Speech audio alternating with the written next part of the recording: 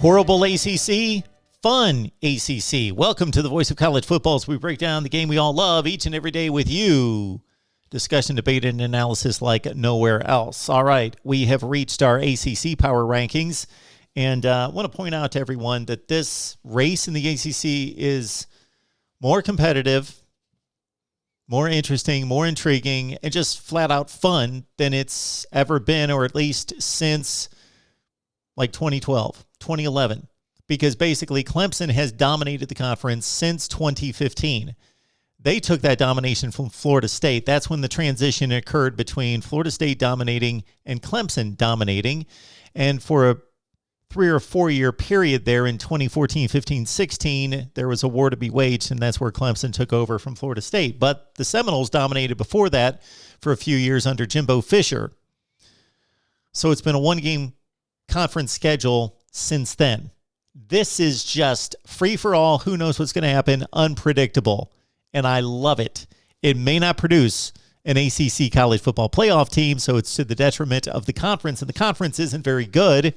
Maybe not quite as bad as it's been the last few years, but 5-9 against the other conferences. So let's keep that in mind. 5-9 against the other conferences with still 4 games yet to be played against Notre Dame and the traditional games on Thanksgiving weekend against the SEC. So most of those are going to be losses for the ACC. So the overall record, again, this year for a 4th consecutive year is going to be dismal. Make that a 5th consecutive year, 2017. Let's run it down, though. And my power rankings with basically, I'm going to say, from 1 to 8 or 9, those teams are somewhat toss-ups. Maybe North Carolina State just made a statement. At number 14, we've got Duke. The Dukies are 3-4 out of conference total, 0-3 in the ACC. They've got a Power 5 win against Kansas, but of course they're awful. They lost to Virginia this past weekend, 48-0. And Duke's got a bye this week as they try to salvage something out of this season. At number 13, we've got Miami, 2-4. 0-2 in the ACC, and keep in mind that the Canes have lost 6 consecutive games against Power 5 opponents. They beat Appalachian State and somebody called Central Connecticut State. They've got NC State coming up in Coral Gables this Saturday, and keep in mind that Miami is only a 1.5 to 2 point underdog in that game against maybe the best team in the ACC. Of course, Miami had that furious comeback with freshman quarterback Tyler Van Dyke at the controls before he threw a last-second interception against UNC and losing 45-42. Miami's at number 13. I would have never thought before the season started Miami would be the 13th rated team in the ACC, but that's where we are. Not that it's not close. Syracuse at number 12, folks. The Cuse at 3-4, 0-3 in the conference, but this is pretty impressive, and why I rank Syracuse decidedly above Miami. 3 consecutive losses basically on the final play of the game, losing to Florida State on the road 33-30, last-second field goal. Wake Forest in overtime, the undefeated team in the league. In overtime, Syracuse took them to overtime. And, of course, the Clemson game, 17-14. They lost that one. And they've got one of the best running backs in the nation is just a freshman and the top running back in the ACC. So Syracuse at 0-3, go to Virginia Tech this weekend to try to pull off that upset that they keep knocking on the door. Georgia Tech at number 11, 3-3, 2-2 in the conference. Of course, their huge win and landmark win for Leaf Jeff Collins at this point would be the win against North Carolina, 45-22. Otherwise, they've been pretty dismal. They're at Virginia coming up this weekend. At number 10, we've got Florida State. 2-game winning streak for the Noles at 2-4, 2-2 in the conference. They've got UMass this week, so it should be a 3-game win streak as they take on one of the very worst teams in all of college football. A team that's 1-5 is only beaten UConn, who might be the worst. And UMass ranks in the bottom 3 in the country in both offense and defense. They're awful, so Florida State should be a 3-4 football team and improving. Close win against Syracuse. Came back from 10 points down to beat North Carolina, running away with it in Chapel Hill. Finally, some life in Tallahassee for the first time since 2017. At number 9, we got Louisville. Cardinals at 3-3, 1-2. And Louisville's a team that's been up and down. Opening night against Louisville, against Ole Miss. Of course, the defense let up tons of points and yardage in the first half, and they got blown away. They lost on a last-second field goal against Wake. They should have beaten Virginia. They had a double-digit lead, lost that late. Brennan Armstrong with a touchdown pass with 20 seconds left to lose that one.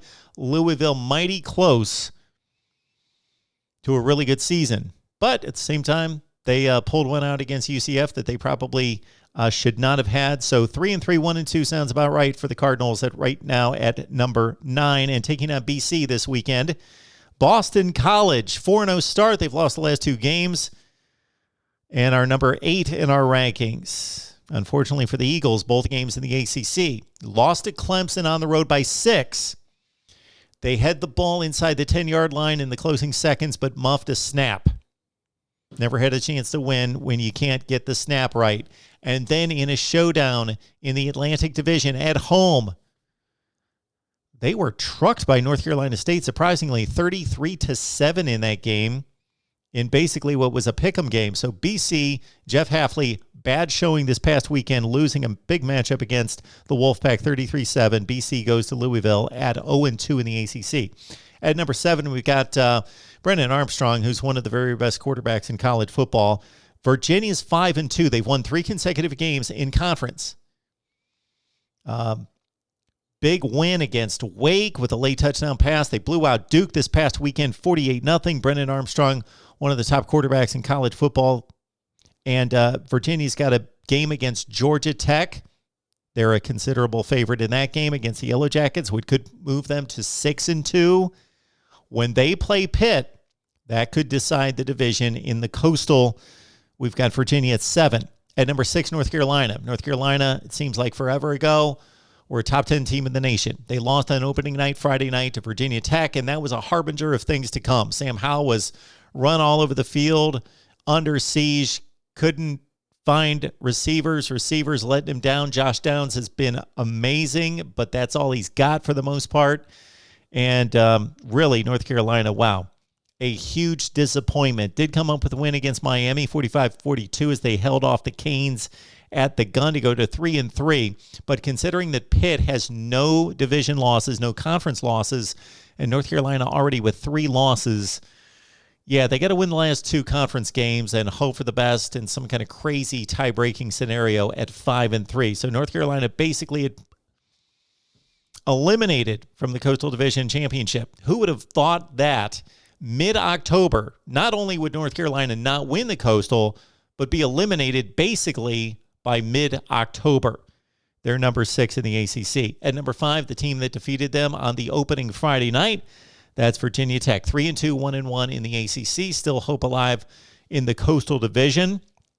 A couple losses outside of the conference, of course, against Notre Dame, and also losing to West Virginia, a game that they had the ball inside the 5-yard line at the end, the last-second field goal against Notre Dame, and tack on the Pitt loss. That was really the down point of the season right now for Virginia Tech. They had a huge game against Pitt last weekend at home. They didn't show up. They were down 28-0, got blown away. Virginia Tech tries to right the ship against Syracuse. They now need Pitt to lose twice, and they need to run the table to win the Coastal.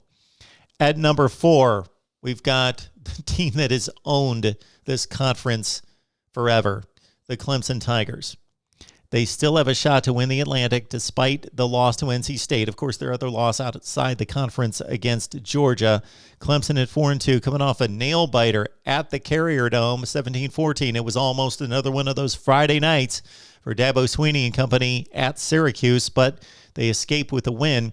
Clemson at Pitt, huge game for both teams at Heinz Field on Saturday. Consider that Pitt is a 3-point favorite against Clemson. This is the first time that Clemson has been an underdog in ACC play since 2014. They play 8 games a year, plus the conference championship game. We're talking about 55 to 60 games consecutively that Clemson has been a favorite in the ACC, but not this time at Pitt. We shall see if Clemson can take a stand. They got to run the table, hope NC State loses twice to get back to the ACC championship game and reclaim their crown, which they've held since 2015. At number 3, the team that they're facing, Pitt, 5-1, 2-0 in the ACC. Again, an impressive showing against Virginia Tech this past weekend. 28-0 early lead. String that out to a 28-7 win. It was not a contest. Kenny Pickett, 21 touchdowns, 1 pick on the season. Pitt taking on Clemson at Heinz Field, and the one blemish on Pitt's schedule, they lost to Central Michigan, 44-41. At number 2, we got Wake Forest. Nobody believing in the Demon Deacons. Nobody that I hear. They go to Army this week at 6-0, 4-0 in the ACC. So they're halfway home in the ACC, but maybe not necessarily in terms of quality of opponents. And that's what's going to hit this team hard, is that they're 4-0 in the ACC, but they still have Clemson, North Carolina State, and Boston College. So they've gotten by some decent teams, Virginia, Florida State, etc. Louisville on a last-second field goal. Taking on Army on the road, and consider that Army played within 20-14 at Wisconsin. So not necessarily a give-me for Wake Forest on the road this weekend to try to improve to 7-0. Wouldn't that be fun if the Demon Deacons could run the table? And at number 1, North Carolina State, playing the best football in the conference. They lost a non-conference game against Mississippi State early, game 2 of the season, 24-10. Were not real competitive in that game. But since then, they've been rolling off the wins, and most impressively this past weekend against Boston College, 33-7. The Eagles are a decent team, top 40 team, and North Carolina State trucked them, rolled them. Now they go to Miami as only a 2 or 3 point favorite. But NC State could really put another nail in the coffin for the Atlantic Division if they beat Miami to go to 3-0 in the ACC. My thoughts on the ACC, 14 all the way up to number 1, or if we take it down the other way, NC State's number 1, Wake 2, Pitt 3, Clemson 4, Virginia Tech 5, North Carolina the number 6 team in our power rankings, Virginia 7 at number 8, BC, 9 is Louisville, number 10, Florida State, 11 is Georgia Tech, 12, Syracuse, 13, Miami, and the number 14 team in the ACC. They're familiar with that spot, Duke. Please like the video, share these videos out on social media, subscribe right here at the Voice of College Football, and do that holiday shopping at Amazon using the link that we provide in the description section below. We will see you next time with more power rankings right here at the Voice of College Football.